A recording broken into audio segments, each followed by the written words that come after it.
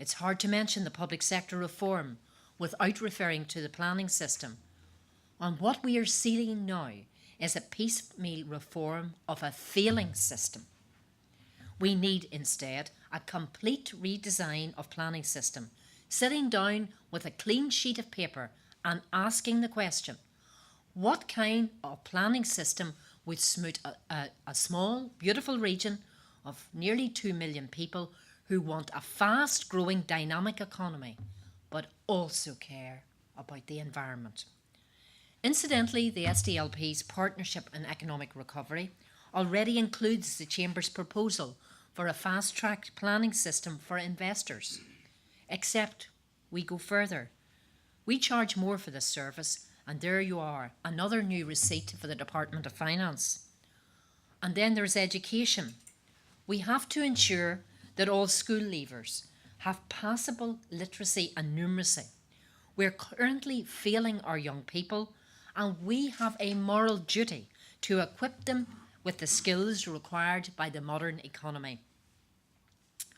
I am realistic enough to know that much needed public sector reform will take us into the medium term, although there are things that could be done more quickly.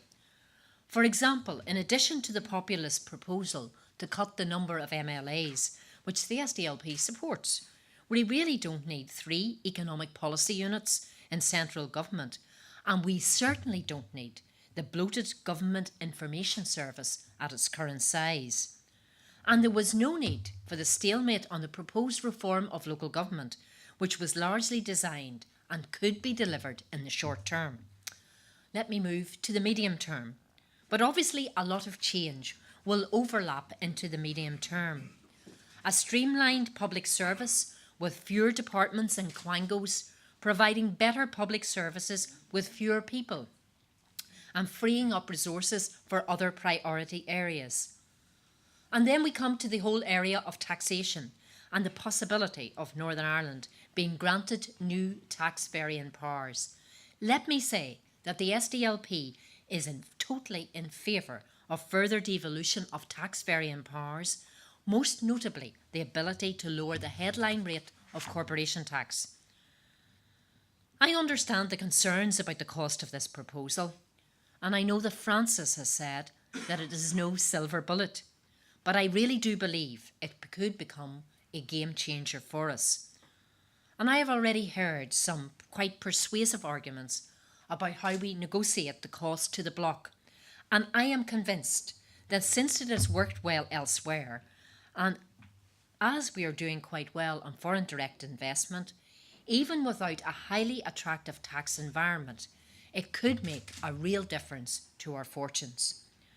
And clearly the Chamber envisages other tax varying powers, presumably in relation to some of its own proposals around VAT on home repairs and national insurance contributions.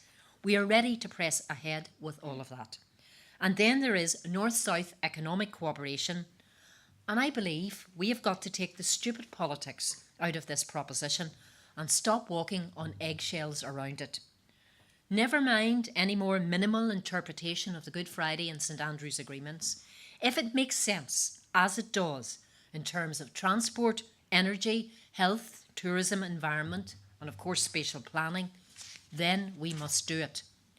Not to capture the opportunities to eliminate costly duplication and improve services is not clever, nor is it clever to try and contrive north-south solutions where they don't exist.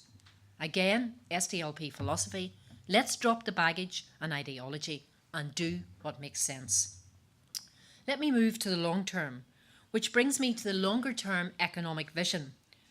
We want, or at least the SDLP wants us, to be a strong regional economy that can stand on its own feet.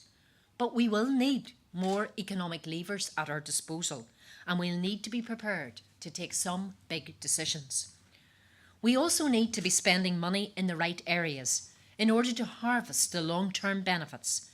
It is too facile to say, just invest more in innovation, skills and research and development.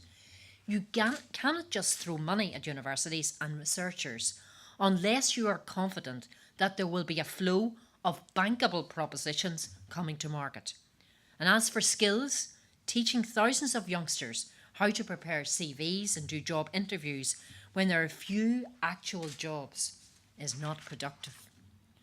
We rightly talk about the STEM subjects in education, but how many young people, or older people for that matter, are learning Chinese? I said more economic levers, and that means principally more control of our tax environment. But we cannot duck taking responsibility, ultimately for our own social security system. And that is the only thing that restores the rational incentive present in most developed economies that it benefits us all to get people off benefits and into work. But that isn't easy, and I'm the first to admit that. So here is my big idea. Let us have a 25-year framework, economic and financial impact or compact with the Treasury, which maps out the future in terms of tax varying powers, the creation of our own social security system, and the long-term delivery of the bloc at the same time for those 25 years, where we undertake to very gradually reduce the subvention in the long term, but with a guaranteed level of Treasury support, even if the constitutional position of the North should change in the meantime. It's like a legacy compact or a legacy guarantee. And I think that is the only way we can start to take control of our own future. Ladies and gentlemen, I suppose being a politician, I cannot let the opportunity pass without a quick comment about what you have already heard from Peter and Martin in earlier presentations to the Chamber. Peter has said that his economic policies are better suited to many Catholics than the left-of-centre policies of the nationalist parties. All I can say is that the SDLP does not do economic policies for Catholics or for Protestants. We need to unite people if we are going to build prosperity in this region, and we seek to serve everyone equally, and we invite DUP voters as well as everyone else to consider our proposals.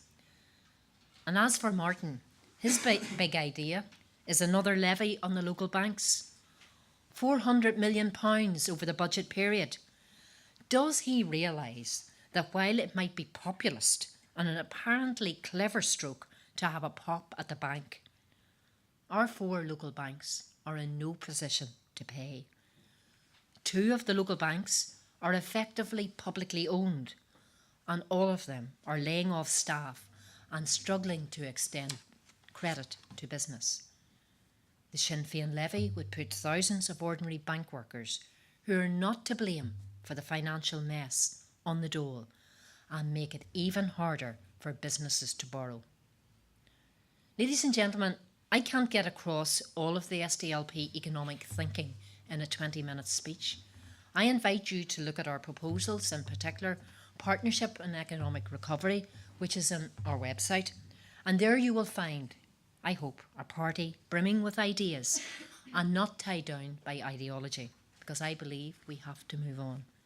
I tell you, SDLP ideas, combined with the natural SDLP instinct for partnership, can unite people and build prosperity in Northern Ireland. Thank you.